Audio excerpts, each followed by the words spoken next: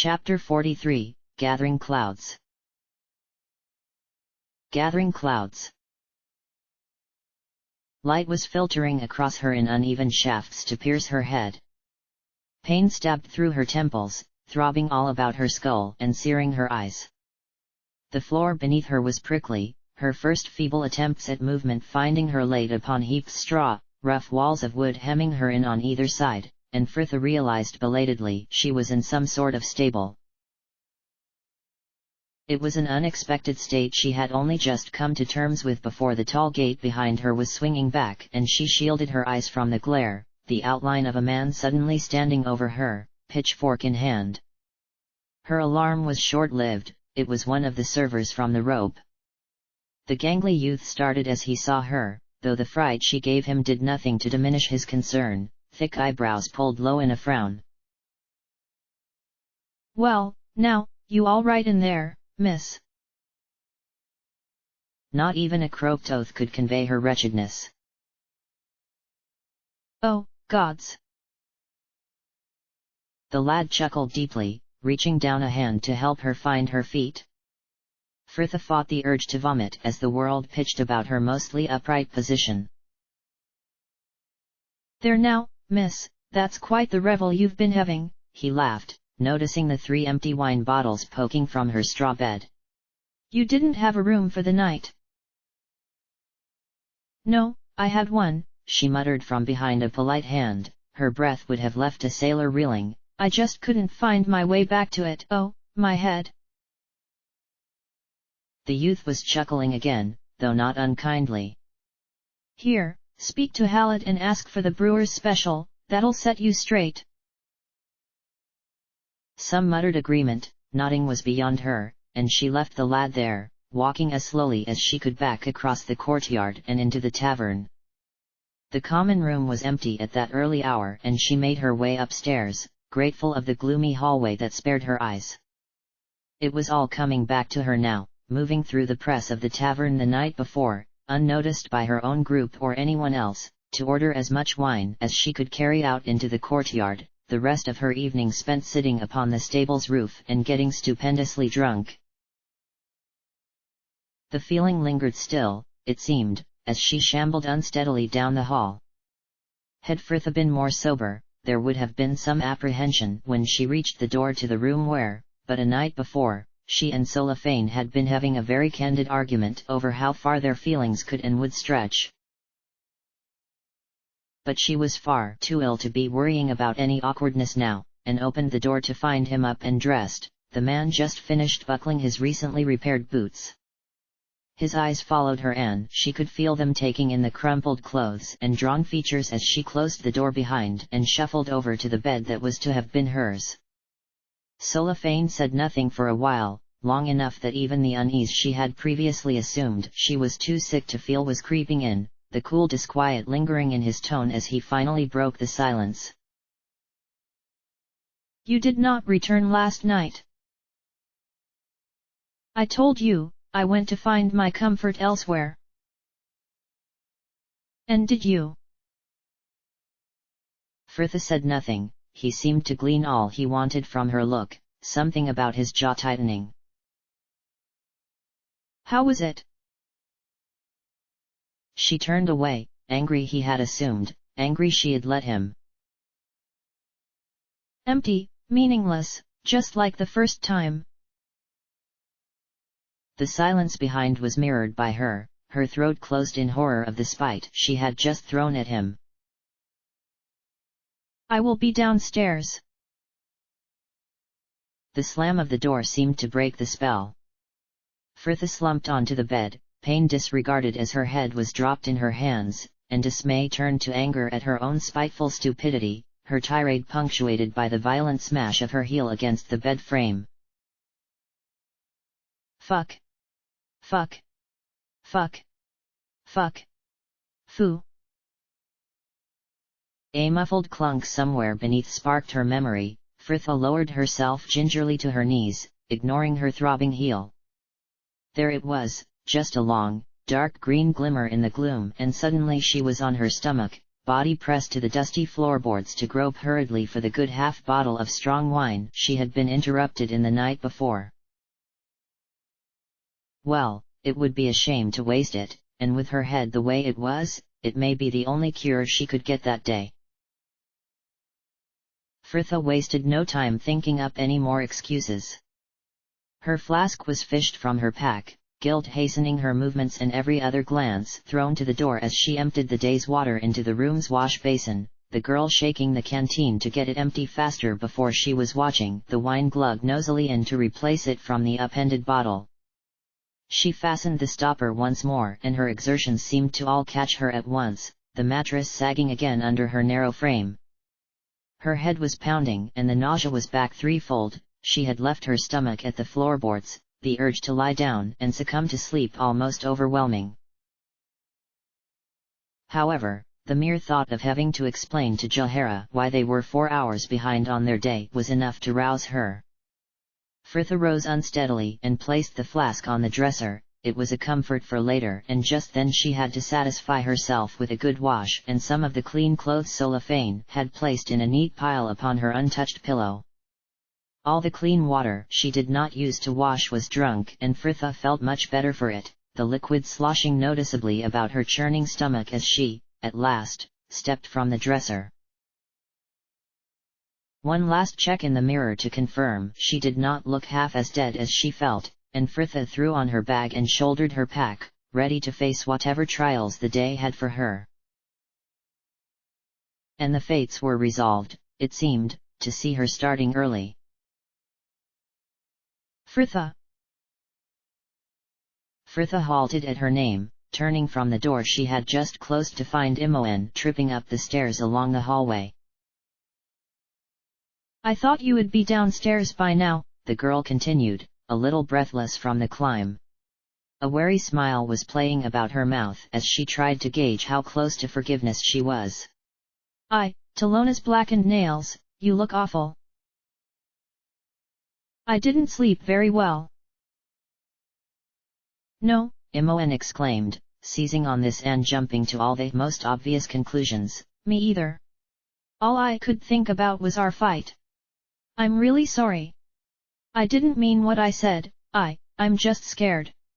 I know you want to spare me, but I need to do this, I need to know I can stand up to whatever's coming. A less generous part of Frithia felt her friend was just making sure she intended to keep their argument and its cause a secret, but she was kind enough to leave Imoen in no doubts. Here, she answered shortly, taking the small crimson volume she had been entrusted with last night from the top of her pack. Your book. What you do or do not study is none of my business. Just be careful. Whatever you say, magic is dangerous and others may not be so understanding. Imoen said nothing, but Frithia did not miss the patronizing roll of her eyes as the girl shoved it into her pocket and turned back to the stairs. Everyone's in the tavern taking breakfast, but the room's practically empty. Jahara sent me up for you. Come on. The others were as Imoen had described, gathered about a table in the empty snug and already occupied with porridge or the bread, cheese, and assorted condiments that had been placed for the taking on the long table behind them. The hearth was without a fire and the room was pleasantly cool, though the smell of food was not much helping her stomach. Imoen retook her seat next to Valigar. A place for Frithia had been saved between Jahara and Minsk, the last two people she could truly count among her friends, the druid pulling out the chair to greet her. And here, by Sylvanus, Frithia, you look terrible. Frithia just bit back the thanks and settled on a bland smile. I didn't sleep much. Who says? You do not look as though you slept at all, added Minsk with a frown. The hamster that was snuffling along the edge of his dish for scattered crumbs turned at this mention, its whiskers twitching at her extended fingers, and Frithia wondered if Boo could smell the reason for her restless night. Really, Frithia, you do look very ill, pressed the druid. Frithia ducked the hand meant to test her forehead. Just tired. If you are happy to delay our departure until later, I'll go back to bed. A no-man bristled with instant opposition. You would honestly have us waste half the day here, so you can. It was a joke, Imoen cut in sharply. I'm sure you at least remember what they are. A no-man returned to his plate with a scowl, Imoen sending her an imperceptible nod before doing the same, and Fritha saw it as a reflection on how bad she felt that such obvious attempt to win her over had actually made her feel a little better. Between Valigar and a no-man, Solafane had not glanced up since her arrival, the shame and nausea threatening to overpower her as Jahara served a good 2 spoonfuls of congealing porridge into a bowl to place it before her. Come, some porridge will set you right. No, no food. I'll just take some tea. I have some shredded betterni in my bag, offered a no-man in a manner much more subdued than she was used to hearing from him. It would not take a moment to stew it. Fritha closed her eyes and drew a comforting sip of the black, bitter tea. Don't waste them, it will pass. The pain was actually a comfort then, it was too intense to let her think about much else. The meal continued on about her, everyone talking over the best route and where they could next stock up on supplies. Fritha added little, it seemed sometimes all they ever talked about together was their journey, as though it was all they had in common. The teacup was warm in her hands, her second of the morning, and her eyes drifted about her as she finished it by sips, watching the dust swirl in the shafts of light and land in an oily film upon the uncovered butter on the table next to them. Our route will take us very close to Halsik, said Valigar, the unusually circuitous tone drawing her attention back to those before her. Jahara was nodding, finishing her last spoonful of porridge to pour herself some tea. Yes, as we said yesterday. We will have to skirt the forest's edge if we wish to avoid it. The town sprawls almost to the tree line. You know something of the place. Only that my mother once wrote of it, or, at least, a mage who once lived here. Mimon of Halsik may have long left the town for grander places, but his legacy remains. The town is said to be the rival of any common city when it comes to provisions for the art. More than a few gazes flickered to the astounded Imoen. Jahara heard his plans, too, her dismissive frown audible. I can understand your desire to visit, but a town of that size and so close to the Apogis will be teeming with soldiers. Valigar took a different tack. We will need supplies by then, which could be bought from any village. Any village yet to evacuate, and we will need enough for many days within the forest. Vals, it's all right, interrupted Imoen sheepishly. I'm fine with the books I've got. Yes, she most certainly was, considered Fritha coolly. The scowl of the woman at her side turned most pointedly to her. Well? demanded Jahara. Fritha blinked. Well, what? Oh. She sighed as it dawned. It seemed, when it came to it, it wasn't just useless boasting, they really did rely on her to make the hard decisions. Across the table, Imoen's green eyes were a fraction wider, silent pleading, but whether for or against, Fritha was not sure. I see no harm if only a few of us go, she offered honestly. Jahara and Valigar shifted back in their chairs with varying degrees of satisfaction. With this matter settled, everyone returned to their breakfasts and it was not long before they were all assembled on the road before the inn preparing to set out once more. Beside them, 2 youths were opening the gates to the courtyard to allow a pair of newly arrived merchants to lead their horse and wagon inside, the lad who had helped her sending her a nod and amiable smile as he noticed them. Fritha raised a hand in reply, the youth no doubt politely waiting for her to leave before he regaled his friend with the tale of his less than respectable discovery that morning. She could not help a smile, though it could not last, their exchange had had an audience. Fritha turned to find Solafane glowering at her back with that awful, impassive censure. He could not think. Solafane, Minsk, here, let me aid you with those. Barely a whisper as he brushed past her elbow, and, as ridiculous as it was, for a moment, Fritha felt almost winded. The deliberate way he made sure they did not touch more hurtful than if he had shoved her from his path.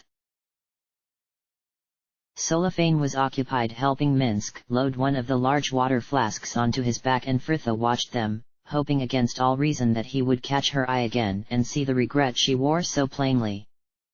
But he did not. At their head, Jahara made the call to move out, and slowly they fell into step behind her. The road was as it had been the previous day, and the day before that, and every day since their departure from Amkithran, hot, dusty, and dull. Anoman cast a glance up to the merciless high sun, the movement pooling the sweat that had beaded on his neck, and he felt the trail slither all the way down his back. The pale road stretched off to the horizon, the haze of heat that shimmered over the plains making it seem all the more like they were walking the path some powerful mage had parted for them in a great green sea. His behavior lately had made a pariah of him, and that day was no different. The man traveling alone at the rear of the party, left to his own thoughts. But for the first time in a long while he was not content to spend the journey brooding. He had prayed last night, not the intoned obligations of his recent prayers, but the earnest worship of those suddenly returned to their faith, a prayer for strength to deal with his anger, for fortitude and vigilance, and whether his God had heard or not, it was a weight lifted from him, the man released from a burden he could now admit he had perhaps been clinging to out of resentment. Before him the others trudged, Jahara at their head, holding conversation with Valigar and Imoen, Minsk and Solafane walking on their heels in silence, and a few paces behind them, almost hidden beneath pack and tall straw hat, walked Fritha. To say she looked ill would have been a grave understatement. The girl was ashen. She had taken no food when they had stopped an hour back, had just sank 3 cups of water in quick succession and laid down, face hidden under her hat, to catch what little sleep their brief halt could afford. He had offered her again some betterny for her headache, again she had refused him. He had heard her, this he knew, just as her lies had heard him, and his thoughts were drawn back to their last night in Amkithran. She had fallen asleep little over an hour after Jahara had retired, and he had not the heart to wake her, watch or not. He did not know when he had noticed her shivering, but he could not ignore it once he had, and his own comfort had been sacrificed for hers in the form of his old blue cloak. He still cared for her, he just was not sure what that meant anymore. Ever since they had met, it had been the way with them, one always lashing out at the other when angered or hurt. It seemed they were to each other, as his sister would sometimes joke, the best of enemies or the worst of friends. But he could not deny there was a time when they had meant something quite different to each other, and though he was not sure he even wanted to reclaim their lost relationship anymore, he would at least like to call a truce. A stone in her sandal found her paused, hopping half-heartedly as she shook it free, and in 2 slightly lengthened strides Anoman drew level. Fritha. She glanced to him, squinting even under the shade of her hat. What is it? Came the utterly flat response. Anoman tried a smile, it felt foreign after so long. I was hoping to speak with you. I didn't think you wanted anything from me. There was no hurt to her tone, no arch accusation. It was merely a dull observation on the state of things between them. Anoman felt the old frustrations coil. If a simple conversation is too much to ask, he stopped. He no longer wanted to be that man. I wish to apologize, Fritha. My behavior lately.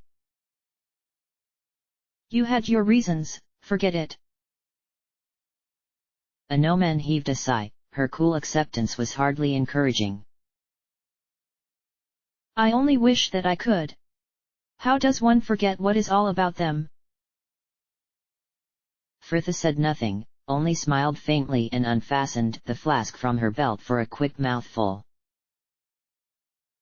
I cannot forget, he concluded, as much to remind himself as admit it to her. I can only accept and learn to live with what has happened. This got some reaction from her, the girl nodding in absent agreement. That is all we can do in the end. Yes, Minsk said something similar last night. He shamed me, though he did not mean to. I was angry that Brianna had been taken, not by you. He added quickly, but by Alund, by this whole dark prophecy that tangles us all. It came as a blow too soon after another. Anoman turned to her, her profile revealing nothing of her thoughts as she continued to watch the road they walked. You know, I think, the order has dismissed me. Yes, I heard. For what it is worth, I was very sorry to hear it. It is definitely their loss. The words were kind, but something in her mild delivery was irksome. An easy platitude to make when you are neither party, he snapped, swallowing the bitterness with some difficulty to add, but I thank you for the intent. Frithha seemed to notice neither his anger nor the subsequent regrets, the girl taking another mouthful and finally screwing her flask closed. What do you plan now then, when all this is over? I will return to Athkatla and look to my estate, he answered, glad to be focused on the future. Too long it has been without a master, for I do not believe my father was worthy of that title, and our steward left a while before Cor died. I will reopen the house and resume my duties to my people. And I am hardly old, perhaps when the time is right I will find some cause I wish to fight for again. He smiled, feeling the hope within him rise, not just for himself but for them both. There had been a time when to think on his own future had seemed only to remind him the fact Frithha did not have one. I am still a brother at the church, after all. I will put my sword entirely at my lord's will. It is a future not so dark as I would have perhaps once maintained, and matters are looking brighter for you, as well, are they not? This cure of the monks. The sudden cold spark of life to those dark eyes stopped him dead. You do not believe it? He faltered. No, she admitted baldly, I don't. The guilt he had been so glad not to suffer surged up to leave his stomach empty and his face aflame, his voice low as he pressed, Frithha, you say you are set upon this path, but if this Balthazar has found another way? She would not let him finish. Don't, Anoman. I swear you do not know the half of it when I say it does more harm than good. Her sharpness silenced any further platitudes. Anoman cast about them for something more to say, unwilling to end the discussion on such a note, his eyes catching on the figures just before them. Soliphane seems withdrawn today. It is usually him here at your side. We are not speaking, offered Frithha dully. Anoman would have been less surprised if she had told him the drow had suddenly renounced Illustrae in favor of Lolth the Spider Queen. Not speaking? Why? Because I said something unforgivably cruel with the express purpose of hurting him, and it did. Well, I am sure things between you will be resolved shortly, offered Anoman at length, and only then, because he could bear the silence no longer. Frithha made no comment to this, drawing a deep breath to continue evenly. I am glad that you are finding the will to move forward, Anoman. At their head, Jahara's cry. Here, there's something up ahead. Those before them were slowing, Anoman's height an advantage as he gazed over his own group to the gathering of people who were bobbing over the horizon, brought closer by a rise in the land. He wondered, at first, why the druid had bothered even to mention it. Travelers were nothing unusual, though it paid to be cautious these days. Next to him, Fritha ducked further under her hat and Anomen took a step forward ready to shield her from the sight of those approaching. There was no need though, they were not looking, and Anomen had concluded they were merely more refugees before the first man had even crested the hill. The hunched, unthinking way in which they tramped along that road told him as much. They had more belongings with them than usual, though, or perhaps it was just the means by which they traveled with them that stuck out. 3 large covered wagons rattled slowly towards them, these behemoths surrounded by a scattering of handcarts and pack animals, and the group looked more like merchants than refugees, excepting the same broken look every face wore. There were no children in their number, and few women, the men a mixture of ages and all of the local coloring. Merchants, confirmed Valigar, as confused by it as he had seemed. Perhaps they have supplies, there was not much spare for sale at the inn. Jahara nodded, waiting until they had closed a few more steps before she raised her hand. Fritha and Solafane both seemed to shrink instinctively behind the nearest cover, Minsk in his case, Anomen in hers. Hail there, travelers, might you stop a moment to trade?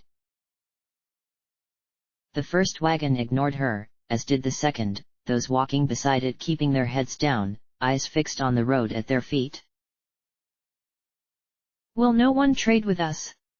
Jahara asked again, getting the attention of a short graying man of late years who was pushing a piled handcart.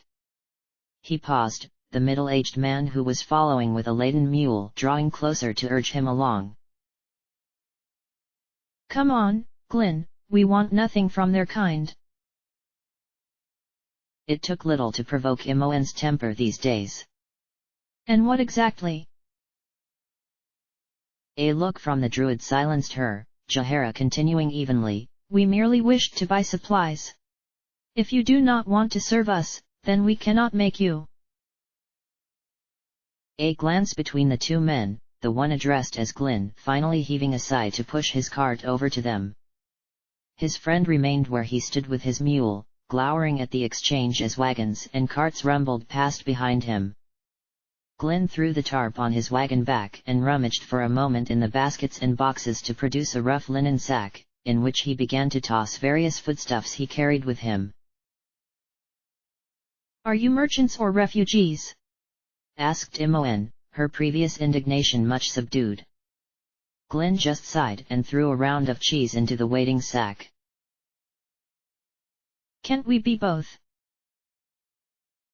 From where are you traveling? Came Valigar beside her.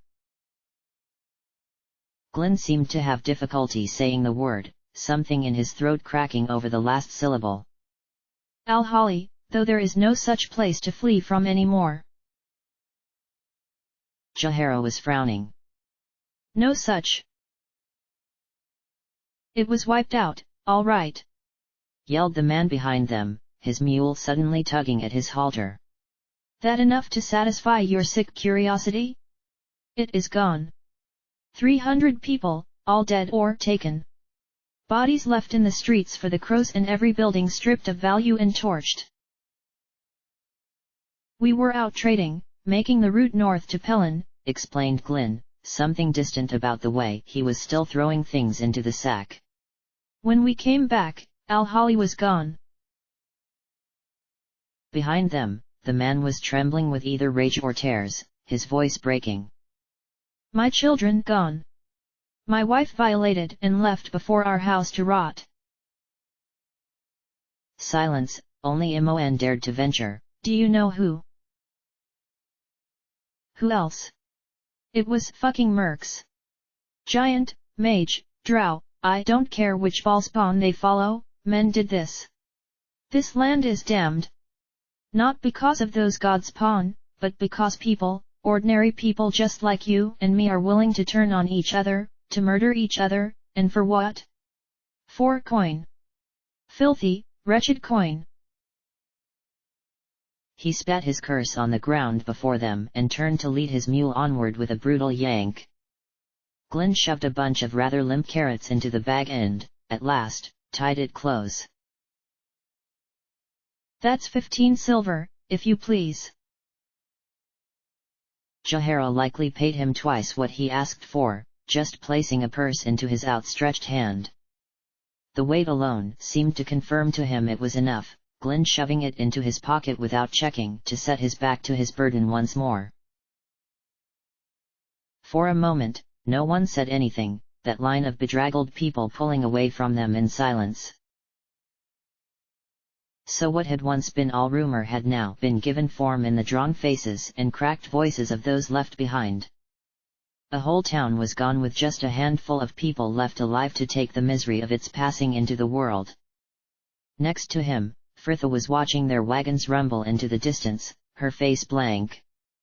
A no-man wanted to tell her it was not her fault, but such a reminder assumed she thought it was, and in the end he said nothing, letting her pull ahead of him a step or two to leave him bringing up the rear alone just as he had every day before.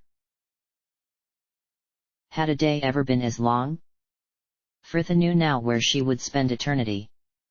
Not upon some tiled plain, not even in some twisted hell, but there, wading through amber grass under that burning sky. Her head was pounding, throat screaming for moisture as the rest of her body merrily exuded it through every pore. Under her hat, her hair was soaked through, sweat dripping from the nest of curls gathered at her neck to soak into the blue woolen scarf she had not the energy to remove as she trudged after the others. Her wine was gone, the last of it drained hours ago to little benefit to either body or spirit, but at least the end was now in sight. Sunset had seen them step from the road, Solophane's sharp eyes picking a distant farmstead from the golden plains, and it was there they were heading, though not without worries as to their welcome. "Do you think this is close enough?" asked Jahara. She clearly did, the woman bringing them to a halt as she spoke, turning with the rest of them to run an eye over the collection of buildings that now stood only 100 or so yards away. "There is no smoke from the chimney," offered Minsk. "Perhaps it's abandoned," said Imoen hopefully. "Well, if it is not, I don't think us arriving in force will put anyone there at ease," said a no-man. Valigar nodded his agreement. "Indeed. Wait here." And off he went, striding on for a few more yards before he ducked into the tall grass and disappeared from view. He was gone just long enough for Imoen to begin getting twitchy, the girl greeting his return and the news he brought with equal enthusiasm: the farm was deserted. The farmstead was on a cleared area of land upon the open plains, the grass nearby kept shorter by grazing, though there was no sign of any animals. Perhaps the family had taken them when they had left. The house was in the middle of a dry, packed earth yard and flanked by two large barns to north, presumably to house any beasts in the winter months, while a smaller fodder barn was to the south, the walled frame of a well just behind it. Valigar still had the lead as they crossed the yard. The ground bore the ruts and divots of wheels and hooves, though in the arid conditions, it was impossible to say when they had been made, the man adding his own footprints to the dust as he headed straight for the main farmhouse. It was a simple building of local sandstone and 2 stories, with a lean-to extension on the northern side. Under the windows, someone had planted a small garden, the pools of once blue lobelia flowers since crisped to bushes of brown straw from lack of water. "Did you enter the house before?" asked Jahara. "No," the ranger admitted. "Just knocked on the door." There was no answer. "Imoen." The girl stepped forward, lockpicks in hand. They proved unnecessary. "Vals, it's only on the latch, see? Come on." Fritha followed them inside, and a nauseous tension she did not realize she had been carrying uncaught in her stomach. A part of her had been expecting bodies, but there were no signs of a struggle, no blood or footprints. Fritha drew a deep breath, and behind her eyes she saw Al-Hali, a woman laying face down in the street, flies alighting upon her rucked-up skirts. She instantly felt sick again. It had been her decision, a battle against dragons would have killed more and with greater ease, but wars of men brought their own horrors. The room she was standing in was clean and plainly decorated, rough stone walls whitewashed, and someone had taken the trouble to paint a border of simple green leaves about the two doorways. What little furniture had been left was neatly stacked in one corner, as though there had, at one time, been a vain hope to find a place for it on some wagon. Straight in front of the main door, a plain wooden staircase led to the upper floor, Cellophane and Jahara already ascending into the gloom. "There's the kitchen in here," called Imoen from beyond the doorway just opposite. "There is likely a cellar, too," came Jahara from somewhere above, Imoen's instructions to Valigar indicating they were checking the kitchen for the way in, and Fritha stepped back outside. Anomen and Minsk were peering into one of the large sheds, and she moved around the side of the house quite unnoticed. Farms in the heartlands often had their cellar doors outside, and there it was, the sloping wooden hatch standing proud from the wall of the house, a door to the burrow of some particularly civilized rabbits. She pulled the door wide without a creak to reveal a set of stone steps that disappeared down into the gloom, and, for an instant, she was frozen by the morbid terror that the bodies she had so feared finding in the house could have been thrown down there.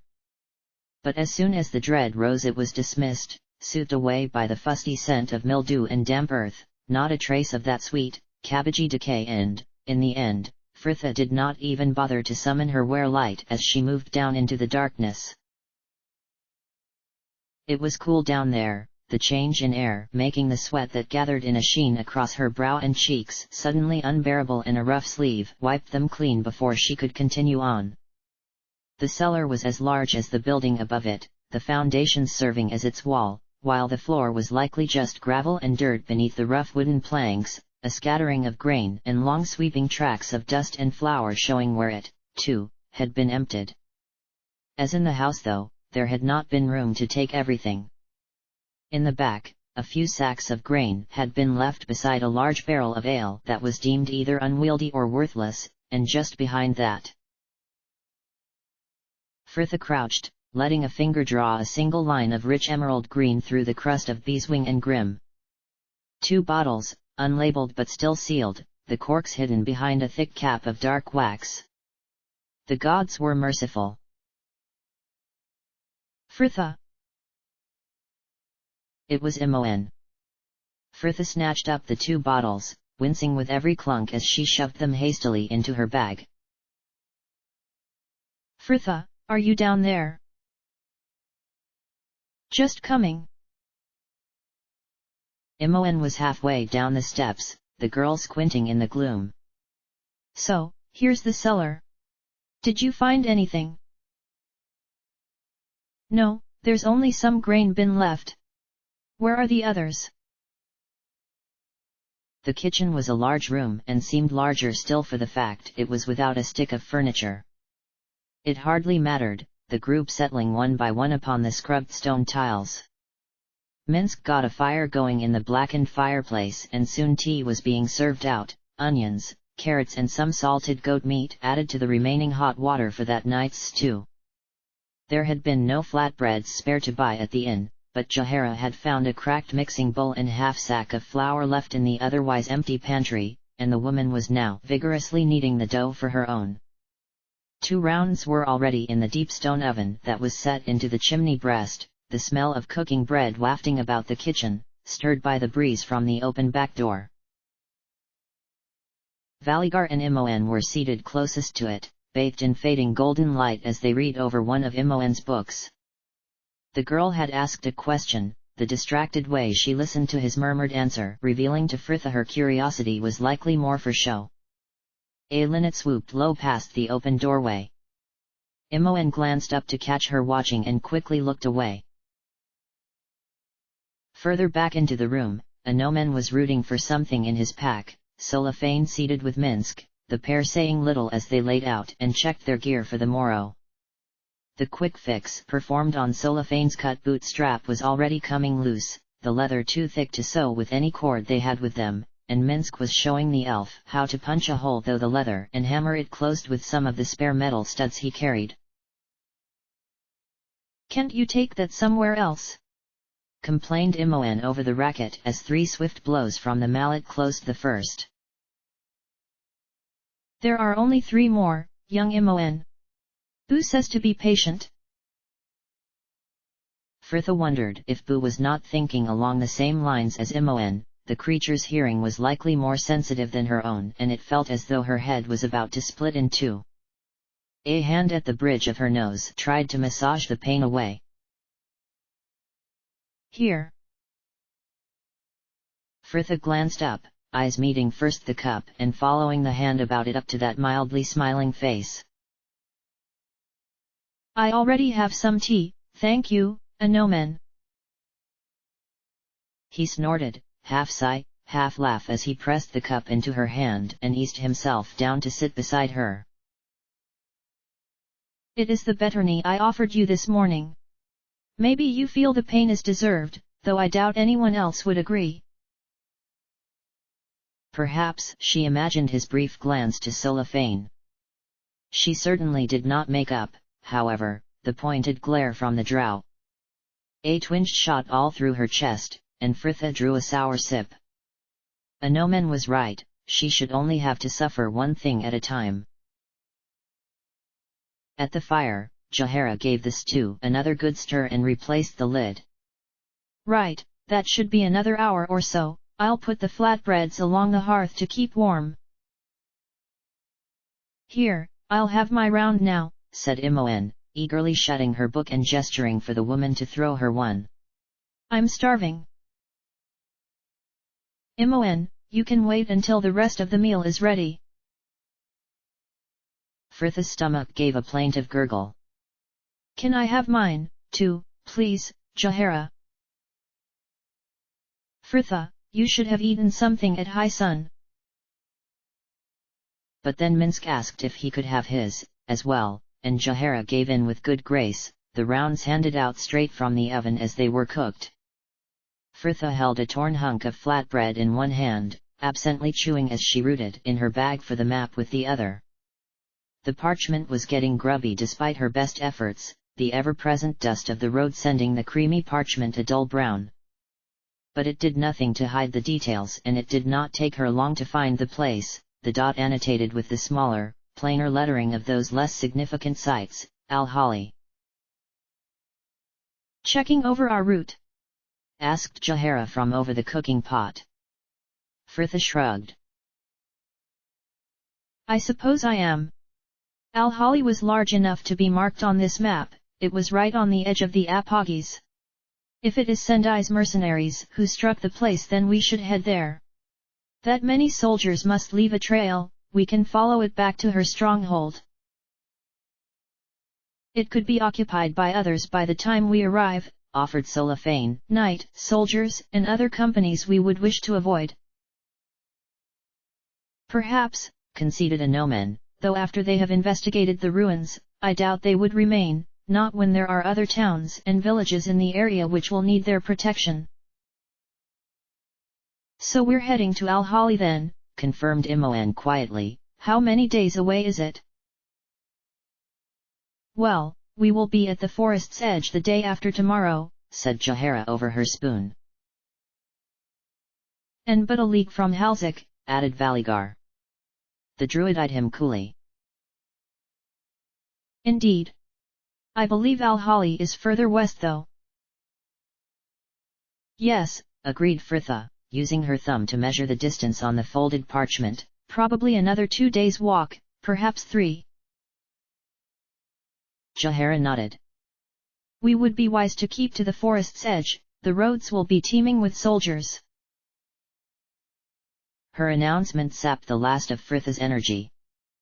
She poured her tea into the betterny and drained the lot in one draught. It was time for a very early night. Well, that's it for me. I need to sleep. You're going to bed now? Cried Imoen, as her friend made to rise. The sun's barely set. And we have yet to have our meal, added Jahara sternly.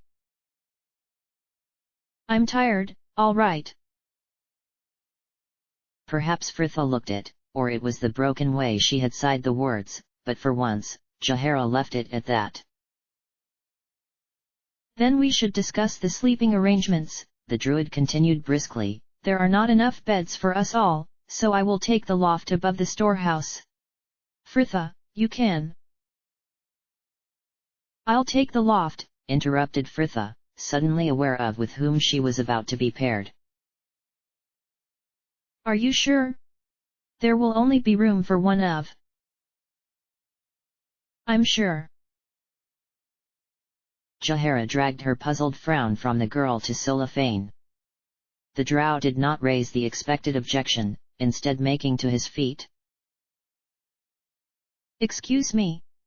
I would make my prayers. Jahara waited until he had disappeared through the back door before turning back to the rest of them. Very well. Minsk, you can share the main room with. Fritha left them to it, leaving the kitchen for the small storeroom which adjoined it to climb the rough wooden ladder that was starched to the low rafters. The ceiling hatch pushed up with barely a creak, revealing a long, narrow space along the same dimensions of the storeroom beneath, the lean-to roof making a triangular room in which Fritha could have likely only stood upright if pressed against the wall. The storeroom had been added after the main farmhouse had been built, and the exposed rafters sloped down from the stone of what would have once been the outer wall, no plaster or whitewash to smooth the rough brick. It was not so much a room, as somewhere to sleep the night, likely for a child of the family or some young laborer hired long-term to help about the farm. With little else for it, she crawled inside. After months of performing every private act within the confines of a tent, the attic was positively spacious and Fritha was soon changed and laying out her bedding. Though not wide, there was perhaps room there for two people, if they were on very good terms and not inclined to fidget. In the sloping roof above her head, a sliding shutter was set, and Fritha drew it back to reveal a pane of dusky blue sky, young stars just emerging to prick the velvet twilight. Solafane would have liked it up there, sleeping under the constellations he knew so well. Thoughts of the man making the ache his absence left all the more noticeable. How could she ever face him now, even ask for forgiveness for what she had said? Silly, sorry girl, she had made a stranger of the most worthy friend she had ever had, and she had only herself to blame. The farmyard was painted in shades of blue, the twilight leaching color from the buildings and land to stain all in its own indigo hue. The air felt heavy, a gauzy veil of dust and damp hanging in the lingering heat. Jahara could hear the merry slosh of moving water, the source somewhere at the end of the trail of footprints that tripped neatly across the packed earth of the yard. She had noted it when they had first arrived, an open well just on the other side of the fodder barn, and the druid rounded the building to find Imoen naked from the waist up and enjoying a hasty wash over a brimming pail of water. Hey, Jahara, here for a bath. The girl giggled unashamedly, throwing another handful of water across her lathered shoulders to cascade down her pale back in foamy rivulets. Jahara just nodded, setting down her bag to fasten the spare pail to the coiled rope and release it into the depths with tinny splash. Imoen had finished scooping water over her back and was wiping the remaining droplets from her body with a careless hand. The girl finished to struggle into a fresh tunic and slip off her trousers and plain linen underwear in one easy sweep. She paused, bringing the bundle to her face. Fresh blood was spotted upon the white linen shorts. Imoen made a casual examination of the carmine blot. Ah, I was wondered when that would start. You were. Jahara searched for a word innocuous enough. Concerned. Imoen merely shrugged, unembarrassed as she plunged the garment into the pail at her feet and set upon it with the soap. Not really, it's always been a bit sketchy. I never even used to think about it until, well, you know. Imoen glanced up with an unabashed grin. Me and Val's. Yes. Jahara murmured, feeling oddly guilty. The girl's enthusiastic splashing had caught the ends of her hair, the water drawing each tendril to a dark hook.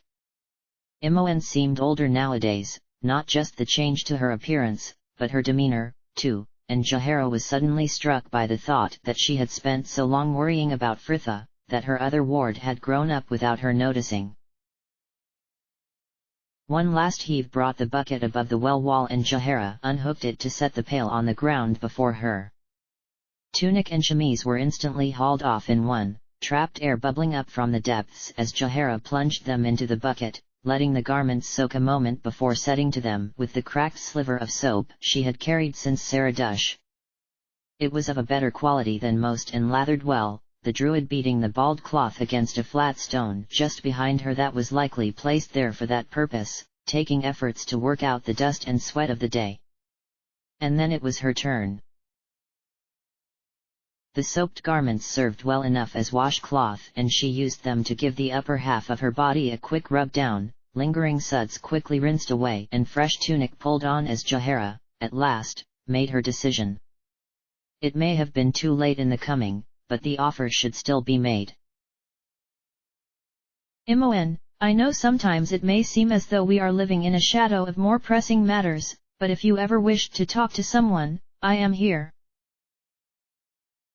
Giggling rippled about her knees, Imoen glancing up from her scrubbing with a cheeky smile.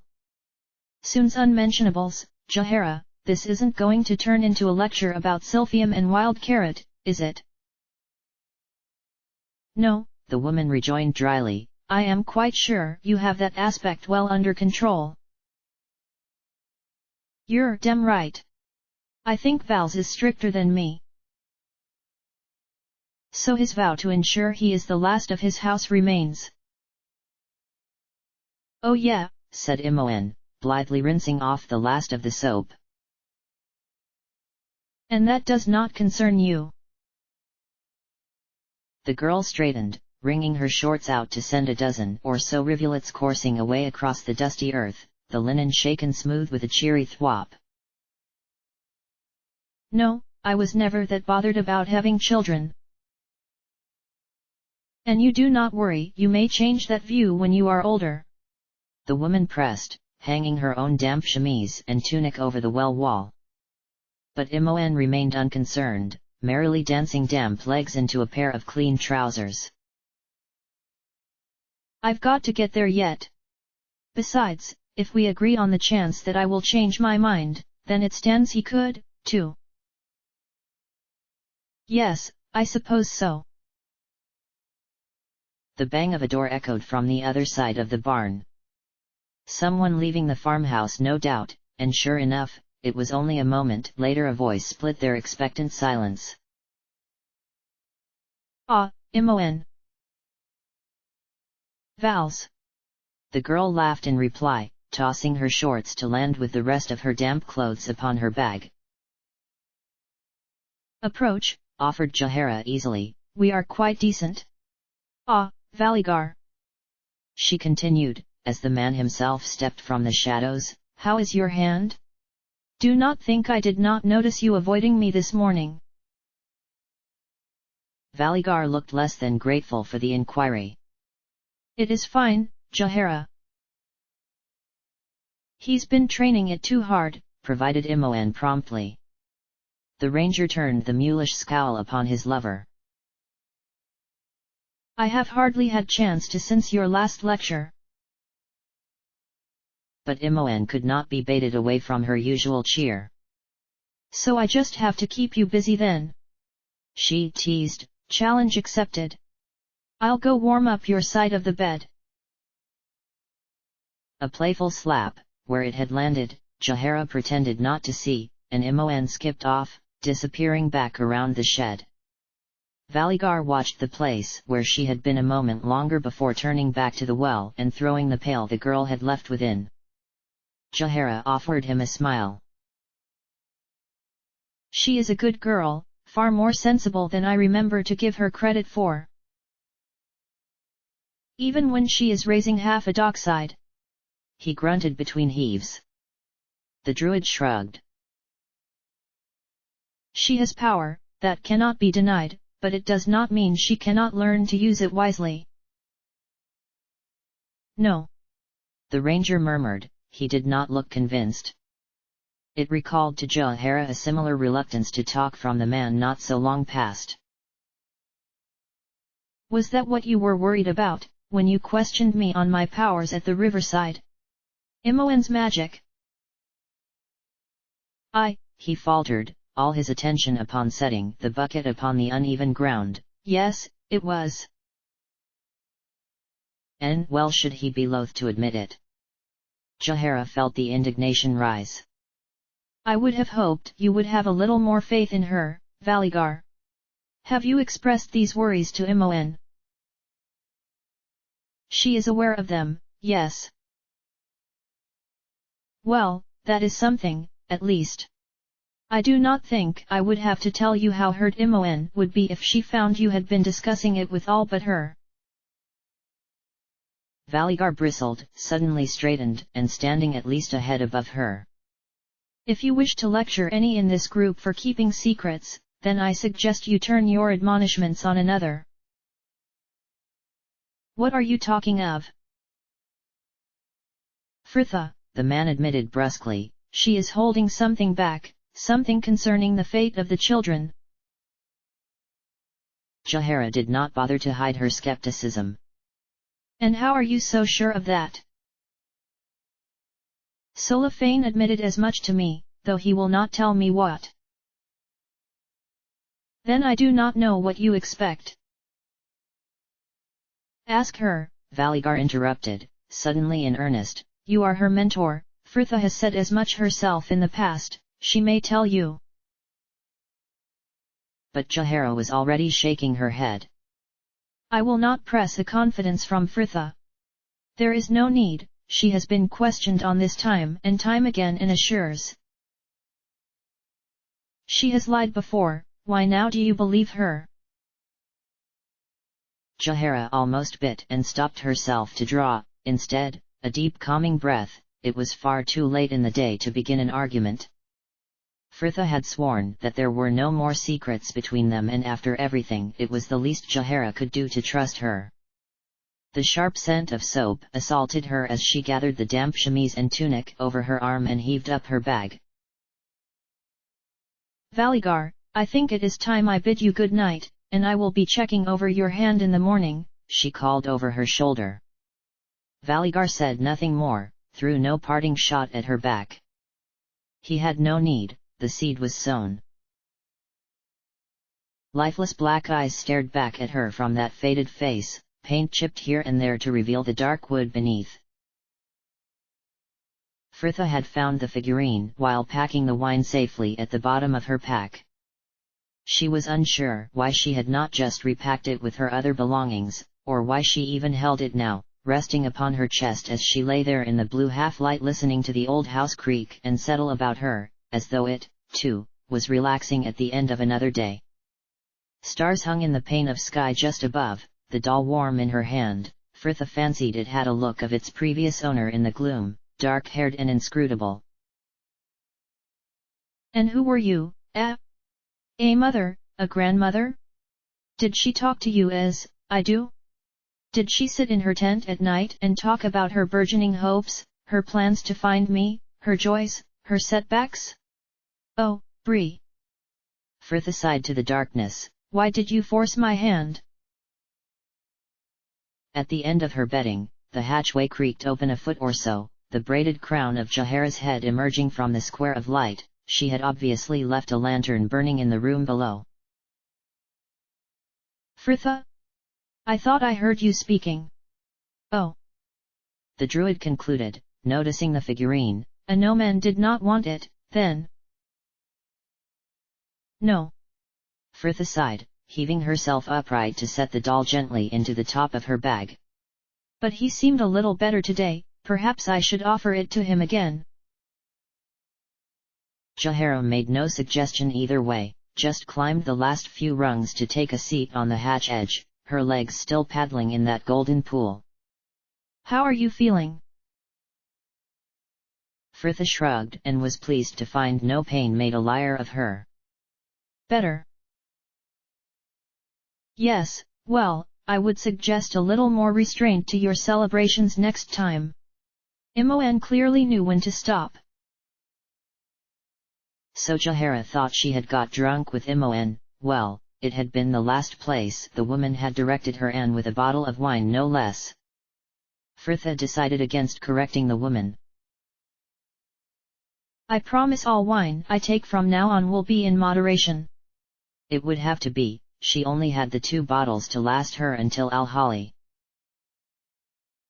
Though I do wonder, the druid continued, whether your decision to drink yourself into a stupor came before or after your argument with Solafane. He has spoken to you.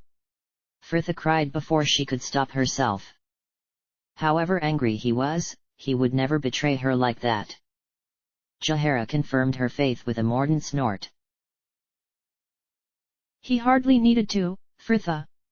You two have shared a room or tent since you both quit Suldanisselar, and now suddenly you are apart? I know a quarrel when I see one, and... she continued, something about her manner softening as she swung her legs up and closed the hatch to edge closer. I know they are often eased if spoken of.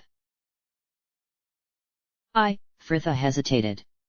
It did not feel right discussing something so private, but the burden of it was pressing in, and she was so desperate for someone to talk to. Perhaps a highly revised version of events would suffice. Solafane believes I ask too much of him, that I use him as a crutch. And he is right, I do. I have abused his friendship from nearly the outset. Jahara leveled at her a doubtful frown. Did he say that? I had thought him more than proud to be your second. Do not fret. She forestalled easily, as Fritha made to reassure her. I know that role was once mine, but I do not play the bitter usurped. He was there for you when no one else was, myself included, and I am merely glad you have someone you can rely on.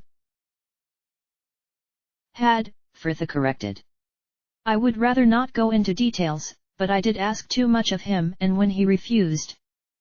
The tears were coming. Fritha did not fight them for long.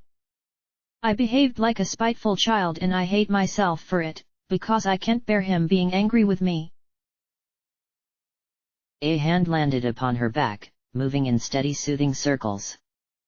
Oh Fritha, there is nothing here you cannot repair. Apologize and he will forgive you. Yes, he will, she sniffed, and he will support me to the last, but will that be for the best? I've used him, all this time, and though he would never deny me, I know it is making him miserable. Jahara said nothing, at first. Perhaps she suspected there was much more to their quarrel than she was being told, though she pressed for no more details, instead offering with the gentleness of one who does not relish what they must say, if that is so, then perhaps it is better this way. That he hates me. Fritha choked shrilly. No, Jahara, I can't. I can't do this without. She cut herself off with a miserable groan. Oh, how easily you show to me my weakness. You are right, let him hate me, what is one more, after all? He does not hate you, child, the woman clucked, gathering an arm about her shoulders. No one does. And if Balthazar is to be believed, soon this will be over and the taint that draws so much trouble to your life will be purged, then there will be no more need for him or anyone else to support you, you will be free to live as you wish. Fritha regretted her snort, the tears had left her nose blocked. So you, too, have put your faith in the monk's fallacious cure, I am sick of hearing about it. Jahara looked surprised by this ready bitterness. You will not even allow yourself to hope. I just do not believe it will be that simple. The druid watched her a long time, long enough that Fritha had to turn away, rummaging in her bag under the pretense of looking for a handkerchief. Valigar is worried about the same, Fritha, worried that Imoen will not find the peace she craves after Sendai is defeated and Melisande is subdued. Fritha shrugged. Get your hopes high enough and anything will be a disappointment. But the woman was not so easily dodged. Fritha, please, if not as your guardian then as your friend, tell me now. If you know something of what is coming. Why does everyone seem to think I know something? Snapped Fritha. It is not abundantly clear I'm making most of this up as I go along? Look, Saravik doesn't believe this can be cured and neither do I. Let Imoen hope if she wants, but I think it all the better if one of us continues planning for the unwelcome possibility that Balthazar can't do a damn thing. And that plan would be same as always, keep most of the Ballspawn alive, stop any who would kill them, and prevent Ball from being resurrected. And Melisande? Fritha shrugged. She will need to kill me before she can ascend, we have that to our advantage, at least. Jaehaera nodded and drew back, seemingly satisfied. Fritha added the squirming guilt to the growing snake in her stomach and lay back upon her bedding, shifting up to the sloping rafters on the other side to make room for the woman next to her. For a while, the pair lay in silence, lost in their own thoughts and that window of stars. You smell of soap.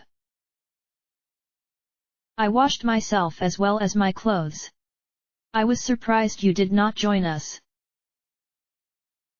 I'll wash in the morning. It is pleasant up here. Fetch your bedding if you like, there is enough room. Yes, I think I shall. Jaehaera made no move to leave directly though. The faint breeze stirred through the cloud of unbraided hair that fanned across the pillow to tickle Fritha's ear. It never ceases to amaze me, the woman sighed, how I can look upon the same sky for every day of my life and still find wonder in it. I swear, I could live to 1,000 and it would never tire. Khalid used to say that those who take the time to find beauty in such timeless things will never want for contentment. Yes, agreed Fritha, eventually, after all her thoughts of life and death had run their course. I was thinking the other day how lucky Abizagal was.